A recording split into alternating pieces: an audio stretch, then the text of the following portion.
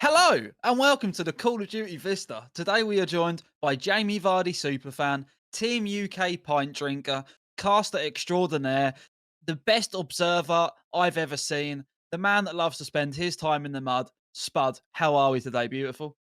I tell you what, Cop, you've excelled yourself, mate. What an intro. What an intro. Thank you, sir. Yeah, Couldn't thanks get for a having me better on. intro than that. Happy to be here. I thought it better be a good intro for a man that I might be the biggest fan of, to be honest. I mean, Don't be Major and pushing. Pablo, I mean, they give you the most gas, and if they're gassing you, then I'm going to double gas you, mate, because I trust them too, mate. And I think you're incredible with what you've produced so far in such a short space of time. Mate, you can have me speechless. You got me on a podcast. You can have me speechless. You can't start chucking gas about like that. But yeah, no, it's much appreciated. Thank you very much. Thank you very much. Uh, More than welcome, sir, and thank you for coming on. But I mean, I guess the first question, right? I mean, the go-to one. I mean, how did Spud get here? Or what made you start gaming? And I mean, just give us the background story of Spud. I've got two older brothers. So I've grown up around consoles. I've been growing up Nintendo 64, GoldenEye, PlayStation 1, PlayStation 2, getting bullied on FIFA by my older brother, making me cry and all that kind of thing.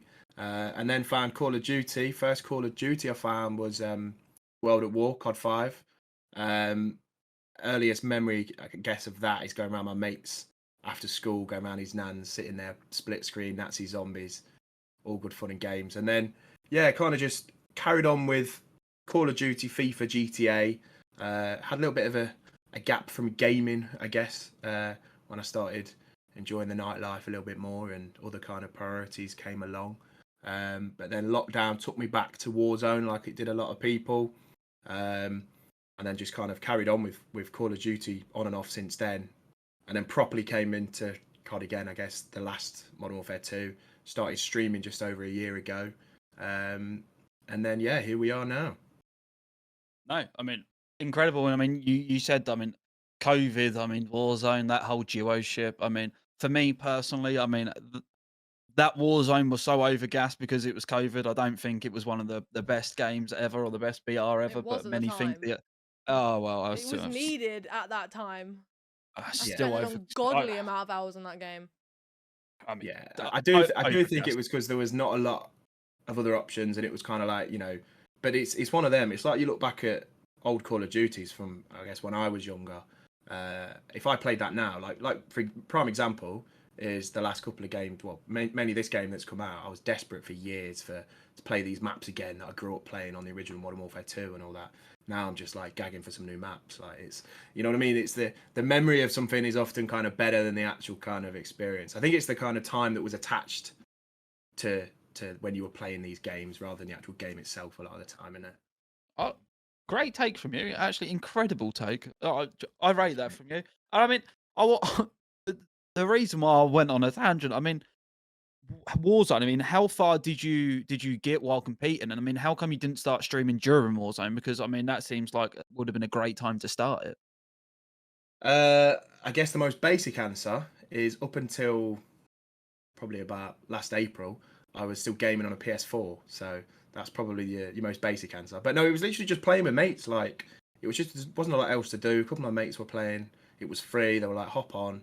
So I just started playing a little bit of that again, a little bit of FIFA and whatnot. And then I didn't even know that ranked play was a thing until like last March, last Oh Feb, or wow. something crazy like that. So, like, the whole competitive scene in general is still so new to me, considering that, like I say, my first Call of Duty was World at War, which was what, like 2007, 2008, something Mm. ridiculous. So, yeah, I'm still learning, but I'm enjoying it so far, even though it's a stressful old game. You could have streamed It off your is stressful. PS4.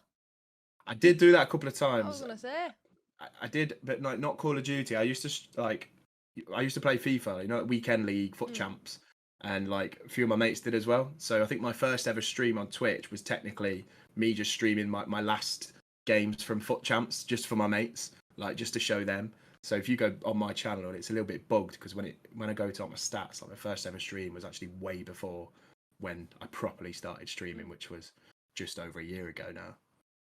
No, I mean incredible. I mean, there's you could have chose, right? There's so other many thriving esports. I mean, within the last couple of year period of where you really stepped into Call of Duty and trying to make something of it. I mean, what made you choose Call of Duty esports?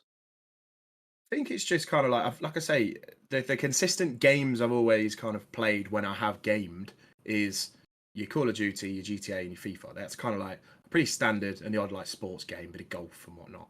And I've just always enjoyed playing COD. Like I remember the old lobbies back in the day, and getting home from school and playing with your mates, and it's a good game for like the social side of things, like jumping on with your pals and having a good chat. I enjoy that. I enjoy the multiplayer element. Like I get bored playing single player stuff. And yeah, I just like most things, I've just kind of like fell into getting more and more involved in it as like the more I've kind of played it. I didn't actually start streaming Call of Duty when I first started streaming though. Like what I first started streaming was a golf game. It was PGA Tour, EA Sports PGA Tour. That was my first like streams, and then I went on to Football Manager. Still played COD in the background, but never streamed it. And then yeah, it wasn't until like a good couple of months, few months in, maybe a bit longer, to me streaming, where I started just streaming some rank play and getting more involved in that sense. And now here we are, a lot more involved in the whole, I guess, Call of Duty scene. Oh, I mean, I don't, mate, I love it. I love the factor here, but I mean, one question I have got for you, right, is Spud in the Mud. Where Mhm. on God's earth did that come from? Give me the story. It's a bit of a self-deprecating story, but we'll go for it. Oh god. So in lockdown, so kind of the whole Twitch world, I stumbled. I knew about it, wasn't heavily involved in it, but something else in lockdown is I joined an online darts league that was being ran on Twitch. I just kind of I stumbled across it in my recommended. Someone bloke just throwing darts at a dartboard, and then that started growing into like online leagues. You had a dartboard set up in your own house, camera on your dartboard. The unwritten rule, which was basically written, was you neck a pint before your match, you neck a pint after your match, and that kind of whole social circle, the online thing. That's how I kind of got more involved in that. But the actual name, the first time I joined one of these Discord calls to put my camera on my dartboard and whatnot, I was setting my phone up right at the dartboard, and I shave my head every week or so, so I do have a bit of a skinhead, and my front camera was on rather than the back, and one of the lads in the call said a certain swear word and then goes, "Oh, it's a potato," and then that kind of stuck. The guy's name who does the channel for the darts is called In the Mud Sports. My actual name is Ross, so my name on there was Ross at the time, but there was another lad called Ross, so we had a bit of a darts match to settle, and whoever lost had to change their Twitch name. I lost the game. SpudInTheMud was born, and we've stuck with Spud since then. I've got mates that I've known for 15, 20 years at home who now call me Spud based off of that. So yeah, it's kind of, I quite like the nickname. I don't mind it too much, even though it comes from someone taking a mick out of me. I think it's a decent Yeah. nickname. It's a decent username, to be fair. It's like That's it quality. sticks. Yeah, get a lot of good comments. If I join someone's stream for the first time, like, Spud in the Mud, like, yeah, I quite like that. So, yeah, cheers, yeah. Oh, I love it. And I mean, one of your biggest attributes is obviously casting currently. I mean, what got you into that? What made you start casting? Yeah, another thing I kind of just fell into. I started, which we'll talk about a little bit more, as I started doing like VOD review. Didn't really know what that was. But obviously, you go into caster settings and you just record people's gameplay and all that stuff. So I started doing a little bit of that, and then I found myself talking over it a little bit more, or giving a bit of feedback at the end of it a little bit more, get myself more involved. And then some of the Team UK lads needed a caster for a league game, and Brez said to me like, "Do you want to cast it?" I said, "Never done that before. Don't really know what I'm doing." He said, "Open a ticket in the XP Discord, get yourself a trial caster role, and just give it a go." So I did. Mumbled all my words out probably during it, but I thought, you know what, quite enjoyed that. Started just doing more and more for the Team UK games, and then I started getting asked to do more in our XP League and stuff. And then yeah, just kind of like since then, just bigger and bigger kind of opportunities have been presenting themselves, and I've just been like, yeah, sound, I'll do it. Yeah, get me involved. Like, don't know how good it's been, but I'm not going to say no to these things, so I'll try it all. I mean, quality, and I mean, one of the biggest things you've done recently and opportunities you've had, I mean, has been casting at the Katana LAN. So, I mean, I believe that Coops has some questions regarding this. So I just Yeah, want to apologise for my camera dying on me. For some reason, Elgato wants a bit of screen time. But in all honesty, right, so there we go! Oh my Right on cue. goodness! Copy. Right. Stop pressing the camera off button, mate. I Oh, can see I you don't there. know what's going on. It's honestly, it's copy. It's because Jack's not here. It's all going AWOL. Right. Not a friend Anyway, joke. there we go. Right. So at the LAN event, you did a duo cast with Copy, and Mhm. I just want to know a little bit about it. How were you feeling? Who called you up? Who did you talk to beforehand? And your emotions before it and after it.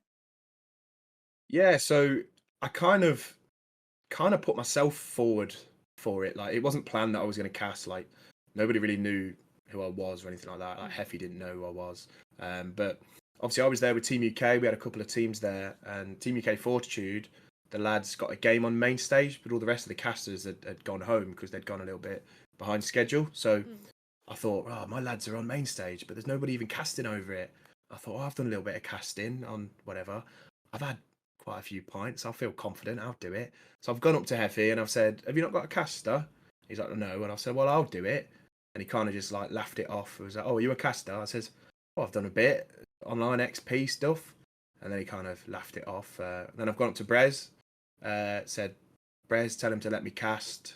And then like 5 minutes later, like I'd kind of forgotten all about it. And it's like, right, Spud, get yourself up them stairs. I've got a headset on my head. I'm stood in front of all these screens. I've got people on computers, I've got cameras, I've got all sorts of stuff going on. And then I'm like, okay, right, yeah, this is actually going to happen now. Like, so I've turned around thinking, someone help, please.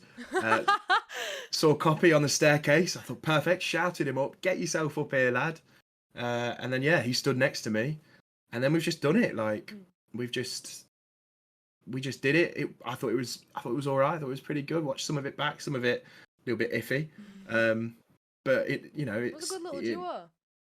Yeah, and it meant that it was more to make sure. It wasn't even kind of like for, oh, this is an opportunity for me. It was more kind of like, oh, the Team UK lads are playing on main stage. They've not even got that caster. You know what I mean? Like when they're watching a stream back, there's nobody. So that was the kind of the main reason. Yeah, but it felt good. It's gone off again. There we go. But anyway, so going on from that, so before the Katana LAN, you'd mentioned to a few people that you weren't sure how you'd fit in at the LAN, or how you'd fit in around certain like gamers, or how they'd react to you, or how you could approach. How did you feel like before and after the event, after you actually went? Yeah, so I think before the event there was like a little bit of apprehension about what to expect from, I guess, just the weekend in general, and then the individuals. You know, like you think stereotypical gamers, you think, you know, like chronically online, I guess, and struggle to make eye contact or have a conversation, all that kind of thing. You know, just go into the extreme stereotypes. But I kind of like actually going there, I just met so many sound people, so many really nice people.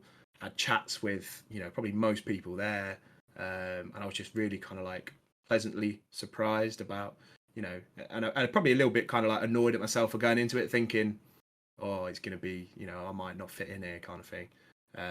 It's just normal people who like doing a little bit of gaming as well, isn't it, really? But yeah, no, I just wanted to make sure that I didn't step out of line, and, you know, I'm quite out there, a bit confident, not really used to, I guess, gaming events, first one I've ever been to. So, you know, I did try and rein it in a little bit, but you probably didn't notice. So good job I didn't go full Spud. Full Spud? What, after 15 pints, yeah? No, that's half Spud. That's half. Oh, okay. Make myself sound bad. No, I fully agree because I was the exact same as my first event as well. I didn't want to be like too outgoing, like especially when I was taking pictures. It's a bit like I don't know like what do I do? But in all of that, saying that you didn't want to step out of line, a little birdie's told me that you actually stayed at the event after hours with a couple of the boys. A couple of drinks were poured, a few shots were bought, and yeah, how was that? You want to give us a bit of an info? Yeah, guilty. Lots of shots purchased. The Annex lads, I think, started doing it. I walked in and one of the lads was like, Spuddy, I'll have a shot. I was like, yeah, all right, bang, did that. And then as time went on, more people just kept buying rounds. Then the time started getting away from us a little bit. It was time to finish. Grand finals were done, and the staff there kind of went, yeah, we'll have a lock in. So for those still standing who didn't quite want the weekend to end, we stayed and kept going. The venue were pouring out a few free shots on the bar as well. Right. You know, I'm not taking any responsibility for any issues, but for no Middlesbrough venue, I didn't drink them dry.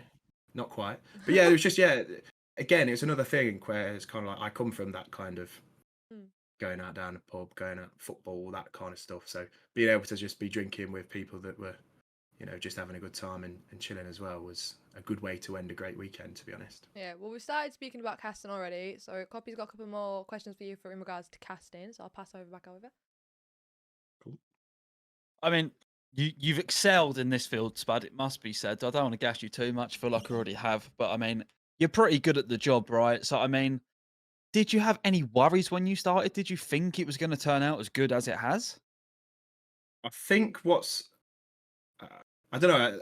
I've still like got a little bit of that imposter syndrome, like big time, because it's so brand new to me. Like getting asked or just accepted, not asked. I was accepted to do like the big cast the other day, the challenges, which I guess we'll talk about. But like, I think it's benefited me still being really new to the scene in general, not watching loads of casts before and overthinking things like too much. Like I've just kind of done it, learned as I've gone, still cocking up, and I think there's a shortage of casters as well that are kind of like, you know, putting themselves out there and taking opportunities because really every game that plays from top division elite challengers to bottom level XP whatever, everyone wants their game casted, so there's not enough, and I've just kind of been like, yeah, I'll do it. There's been worries more, or a little bit more anxiety about the bigger level ones, because the ones I do, like, you know, with the XP for example, it's a little bit more like I'm having a laugh with chat and I'm maybe not watching my language as much. It's, you know, a little bit more laid back. But some of the bigger casts, I do feel like a certain amount of responsibility for the players, the people involved in the org, like people that just want to watch, the people who run in the league, that, you know, I'm kind of all part of their brand in general. So what I say could reflect on a lot of other people and things, and I want it to be, you know, as good as it can be without losing that complete kind of like personality element as well. So it's a tough kind of balance, but I'm just learning as I'm going, to be honest with you, mate. Doing a good job of it. No, Thank you. Yeah. retweet on that one. But I mean, there's so much to do that, I mean, a lot of people probably don't appreciate most of the time. Is that, I mean, it's not just a case of you sitting there casting, right? I mean, you've got the full production side of it. I mean, you've got to worry that your Streamlabs is set up, you know, properly. You've got I see all the overlays and stuff you do, and you know, all that alongside with observing. I mean, how do you find it? It's a lot. Like, you want it to be so. It's stressful. So especially like a lot of these teams, a lot of players, as you will know, when it comes to doing vetoes and all that kind of thing. The earlier you get me the vetoes, the easier I can get the graphic done, and then I'm settled or whatever. A lot of the time, especially for some of the bigger casts, like I've got vetoes just as I've got a lobby code. And I've got a stream to put up where, like you say, there's elements of production. It's nothing fancy, but I've got to change the maps around. I've got to do this, that, and the other. I'd like to get a tweet out for my own socials because, you know, I'm not getting paid to do this, but that's to promote yourself as well. So there's that, which can add certain amounts of stress. And then, like you say, the biggest challenge is just the casting itself, especially on your own. Like, you're doing the observing, you want to make sure that you're going to the right person at the right time. So you're watching the mini map, you're watching the players. You've got to pronounce people's names as well as you can. If you don't know them, that's a challenge. And then, you know, you also, because I am streaming as well, and I am, you know, low level kind of stuff, I do want to sometimes engage with chat and that stuff as well. So it's balancing all of that. And then there's in between maps, you want to update your graphic, you want to do this, you need to make sure the caster's on the right sides, and, you know, all these little things. And I do, you know, cock up little things every now and then. So there is a lot to do. But yeah, it's just good fun. I'm just learning as I'm going. Oh, incredible. And I mean, speaking of incredible, I mean, the cast that you done for Challenger Cup number 8 grand final, I mean, was exceptional. So I mean, some questions I've got for that is, I mean, when did you get the call up? And I mean, how excited were you to have a chance like that? I mean, some of the players in that lobby, I mean, well, all the players in that lobby are exceptional. You're Yeah. talking pro league standard. I mean, what was the feeling? It was a little bit bizarre, and like I say, a little bit of like imposter syndrome, and it came about 15-20 minutes before like I got started with the stream and stuff. Like, I was just sat at home recovering from a day out at the football, and my voice was a little bit in the bin, and I got a notification come up from Twitter, and Pablo, the main man, had tagged me in a response to one of the Clutch Rain lads just tweeting saying we need a caster or observer, and he tagged me, vouched for me, which was obviously so lovely, and I just replied saying yeah, I'll do it. Dave got back, said yeah, he can do it, and I'm like, right, okay, guess I'm doing this then. Next thing, when a group chat with them, they're sending me maps, I'm messaging you, so have you got logos, I've got all these guys, so I was kind of like, didn't have too much of a chance to kind of panic about it, because I knew there was going to be a lot of people, and I knew it was kind of like the big, easy the biggest one I'd kind of done. But yeah, it was just kind of really the way my voice was, and I felt a little bit rough and stuff. I could have easily just gone, oh no, not tonight. But how often you get an opportunity like that, you just got to just take it. And I was saying to someone the other day, like, before I even hit go live, I had 92 people sat in a stream waiting for it to start. So that's when I was kind of like, right, okay, I've got to do something slightly different here. It's got to be a little bit more kind of like, by the book and all that kind of thing. And yeah, my Twitter, like, was loads of getting tagged in all these things and retweets. Shout out the pit. There you go, Cop. Shout out the pit. But yeah, no, it was an unbelievable opportunity. And I think the bit that felt, see, the numbers are great. The average viewers, I gained over 100 followers, all that kind of stuff. But I think, like, being recommended for it, like, I didn't even put myself forward. I just kind of like, Especially recommended from Pablo. by Pablo, who's so good at what he does as his major, and just such a nice bloke, like, pair of them. And the fact that he's mentioned me, recommended me, just that was a really nice feeling.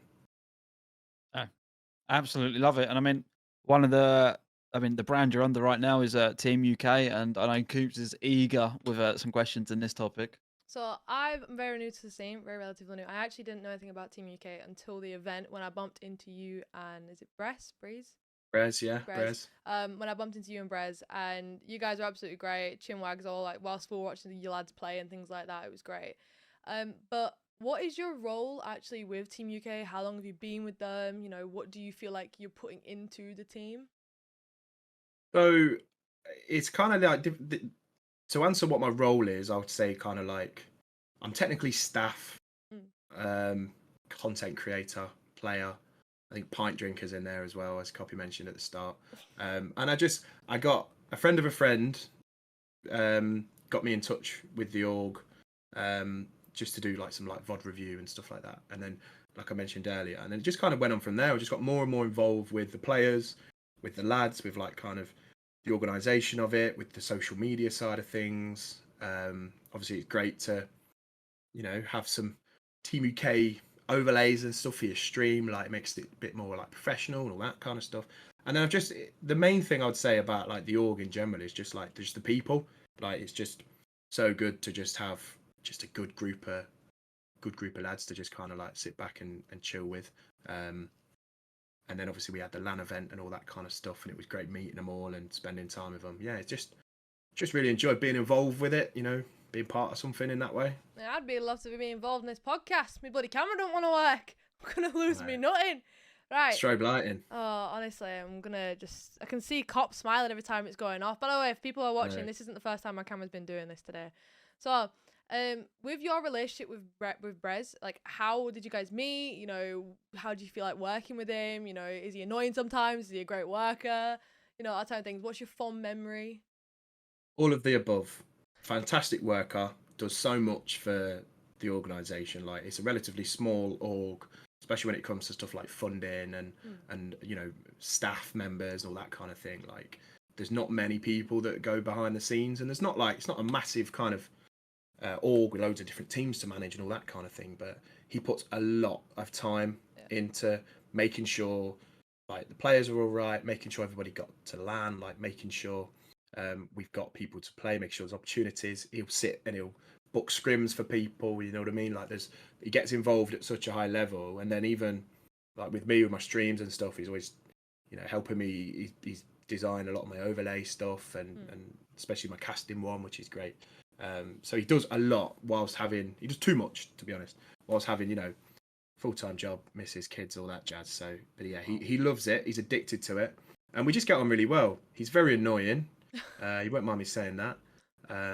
He likes to try and wind me up. It does work quite often, but he's a good bloke. And I think probably the fondest memory outside of LAN was I was down in London a month ago or so. Gone to see my brother who lives down there, and I just messaged Brez and a few of the other lads, and I was like, I know you're down that way. Do you fancy meeting for a pint? And he was like, yeah, sound. And he did. We just, me and him, went for a few beers around Greenwich, sat by the Thames and just chatting all day. It was just Sounds like good a date, fun. To be fair. It was a little bit, A pint it near was a the little bit. Thames, there you go. Pint near the Thames, sun was shining. But we got lucky because there was a good picture that we put on Twitter, and we were outside this bar, and there was like Union flags like all over the pub, and it's like they knew we were coming with the Team UK kind of stuff. But yeah, no, it's just I think that's what's important to me, like involved in this kind of scene. It's just like the people rather than like I'm not trying to get to the top of whatever, or I'm just kind of like I'm happy. If I've got good people around me, I'm going to enjoy what I'm doing more. Yeah. You know what I mean? So I think I'm quite lucky in that regard. Sounds like a good group, to be fair. Good group of lads. Yeah. In regards as well to the good group of lads, have you lads got anything planned for the future which you can tell us? I don't think there's anything too exciting. I mean, we did plan mainly Mr. Joel Bull, who is also under Team UK now, did plan with Brez a Warzone tournament that I think had meant to have been started by now, but the numbers weren't too good. So we'll be re-looking at that. There will be stuff like that, I guess, come in. Like, I think there's been talks of like customs and all that kind of stuff. Warzone's pretty alien to me at that level, so they're going to be the ones more involved. We did run a 2v2 hardpoint, but I think there's been talks of getting some switches and stuff going. But I think the main thing to say is that Team UK will be at the next UK base LAN if we get one. Without a doubt. Love to hear that. Talking about EU and LAN things like that, I'm going to pass you over to Copy. Copy's got some more questions for you. Thank you. Hello, Spud. Welcome back, sir. Hi, mate. I mean, oh, I'm loving this podcast. This is a vibe. Oh, it's not really. With my camera, it's not. Oh, it's adding to the vibe. It's incredible. I mean, the EU scene, right? It's one that you've said before. I mean, you're growing knowledge in it. It's all new to you. But I mean, from the level you're at, your understanding of it, how do you think the EU looks in the future? How promising do you think this space is? Yeah, as you mentioned, like I'm still learning things, and I've said like people have told me from when I've done some of these big casts, like just how high level some of these players have like competed. Like, and I'm like, what, really? Like I'm still learning like individuals and stuff. But I think the scene in general, like there's a lot of really positive things. Like there's a lot of really good orgs who are really passionate about, I guess, the EU scene and giving good opportunities to players who deserve, these big chances, helping them with the resources and time and all of that, and representing them at these big events, which I think is vital. Obviously, recently hearing about like the potential for like the CDL expanding and stuff could bring some really strong opportunities for a lot of the lads in EU who are currently potentially getting held back because they're not in NA. Like it's a bit more of a graft to get those players out to play for these big CDL teams, because it's just, visas, travel, it's just easier to find somebody there. So I bet there's a lot of people who deserve a shot who are not currently getting those opportunities. I'd like more kind of like LAN-based things in Europe, especially UK, I would say. But yeah, I think a lot of people just deserve more opportunities and a little bit more kind of like credit for what they're doing. Yeah. Agreed, sir. That's going to be another retweet on that one. I mean, you went to obviously the Middlesbrough LAN. I mean, if budget was no issue, where would you want to see EU or UK LAN held? I just want to see one held, mate. I just want one in the UK, and I'll be there as long as I can be. I just want to go. I would love to go to one of the Germany ones because I love a little trip to Germany. Stop, Carl. I Stop wonder it. why. Why is that? I mean, the beer maybe, mate. I mean, they have great beer, right? I mean, I don't mind a pint, you know, just every now and then, but you know, What's the big jugs that they have in Germany? What are they actually a called? Stein. Yeah. Oh, Apparently, I don't mind the pint. Apparently, like he's Yeah, not it's a too familiar Stein. with it, but he knows they're called a Stein, all right, It's a don't Stein. he? Yeah, but no, I think Germany would be good. And they do have them there, but like bigger ones maybe. Like you know, I've only just like understood the idea of these massive LAN events anyway, especially the ones over in America. Like, imagine ones on those scale in Europe. It'd be crazy weekend, wouldn't it? It'd be class. Oh, But then, yeah, of course, you know, being a proud Leicester lad, I'd like to host the EU scene in Leicester if possible. Is there any venues If someone in else pays Leicester? for it. Oh, There is there's a actually, big one. yeah. There is actually, yeah. I can't remember what it's called, but there is actually a venue with like 24 PCs. There's one of them that's, you know, got enough for a small UK LAN. So I anybody mean- who wants to book one. Yeah, I mean, you're such a Jamie Vardy super fan, right? I mean, if you can ever brew a good enough relationship there, maybe you can force him to get his wallet out and put one at the King Power for us. If, as soon as he retires, me and him are going to be best mates down the pub every night. So I will make that happen. Don't you worry about it.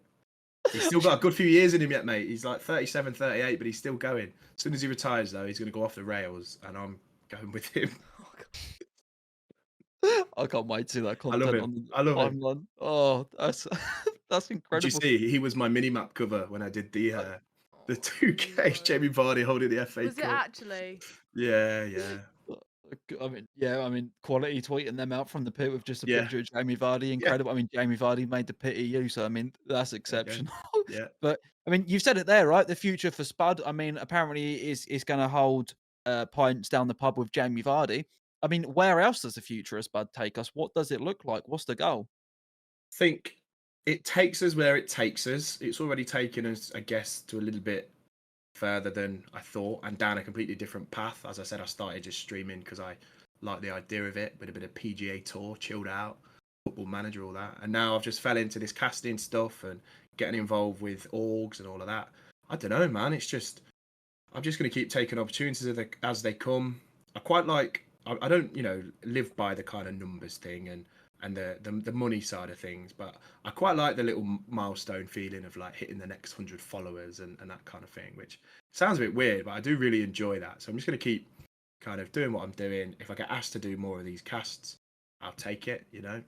I'm going to be, yeah, just as long as what I'm doing I enjoy, and I'm not put in a position where I'm going to work all day and then coming home and doing something else that feels like work, you know what I mean? Like, I do it because I enjoy it, and it's a hobby. And if I can grow a platform through a hobby, which is exactly what like you guys have done, then you know, I'm gonna keep going, see where it takes me. I love that from you. Incredible. I mean, just says everything you need to know about the man, right? We need gas him no more. Incredible. Watch this space for Spud in the Mud because, I mean, who knows where this journey takes him, but I imagine it's going to go pretty high. So, I mean, Spud, Yep. I mean, that is all we have for you today. So, I can only thank you enough for coming on. It has been an absolute pleasure. We're going to be dropping all of Spud's socials down below, all of Team UK's, all of Noctem's, all of my fabulous co-host, Abby Coops. So, go check them all out. Hit the subscribe button on Noctem's YouTube. And again, Spud, I can just thank you so much, mate, for coming on. It's been an absolute blast. No, thank you for having me, guys. It is greatly appreciated. Yeah, looking forward to watching it back. See you later. Me too.